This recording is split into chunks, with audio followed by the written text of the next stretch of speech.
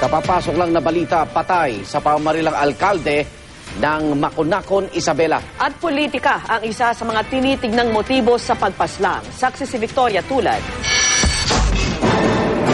Dead on the spot ang alkalde ng Maconacon, Isabela na si Erlinda Domingo matapos pagbabarilin sa ulo ng mga hindi pa nakikilalang lalaki sa Examiner Road sa Quezon City. Ayon kay QCPD Director Police Senior Superintendent Richard Albano, nangyari ang pamamaril bandang alas 8:30 ngayong gabi. Pa-check-in daw sana si Domingo sa isang apartel nang bigla siyang barilin. Madala siya rito.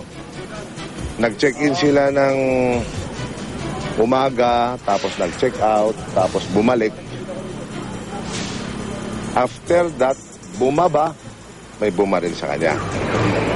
Dalawang tama ng bala sa ulo ang tinamo ni Domingo. Nabaril naman daw sa paa ang kanyang driver na si Bernard Plasus na agad isinugod sa East Avenue Medical Center. Na-recover sa crime scene ng mga basyon ng kalibre 45 na baril.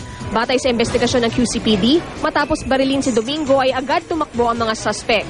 Dahil nagkalat ang checkpoint sa lugar at sa tulong na rin ng mga saksi, nahuli ang isa sa kanila sa tapat ng construction site sa West Triangle QC.